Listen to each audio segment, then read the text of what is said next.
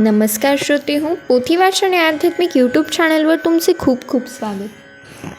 आज श्री गुरुचरित्रामधील श्री दत्तगुरूंच्या कथेला आपण सुरुवात केलेली आहे। त्यामधील आजची 4थी कथा।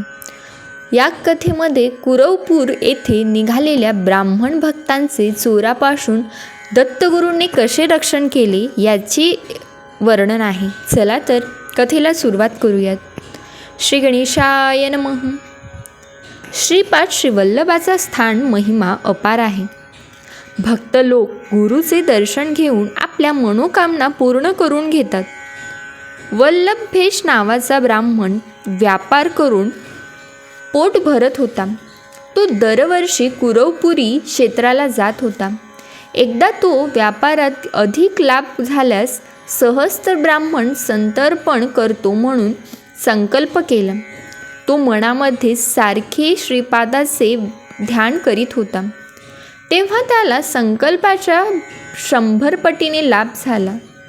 तो महानंदाने बरोबर पैसे घेऊन अन्न संतर्पणासाठी कुरवपुरी निघाला। ते पाहून चोराने कपटवेषाने द्रव्यापहरण करण्यासाठी त्याच्याबरोबर निघाले।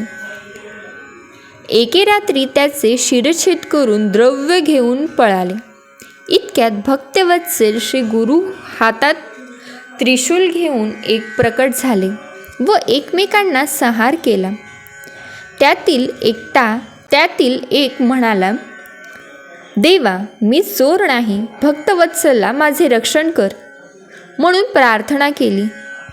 त्याची विनंती मान्य करून श्रीपादतीने हातामध्ये भस्म घेऊन तू त्याचे शिर धडाला जोडून भस्मलेपन कर असे म्हणाले। त्याप्रमाणे करता क्षणी तो ब्राह्मण उठून बसला। इतक्यात सूर्योदय झाला। तेवढ्यात श्री गुरु अदृश्य झाले होते। हे सर्व हकीकत ऐकून वल्लभ ब्राह्मणाला फार आश्चर्य झाला व चोराजवळचे द्रव्य घेऊन कुरवपुरास गेला। तेथे 4000 ब्राह्मणांना भोजन घातले। श्री गुरूंच्या ठिकाणी दृढ भक्ती करावी। चोरांची खोड मोडून श्री गुरु अदृश्य रूपाने कुरवपुरात राहिले।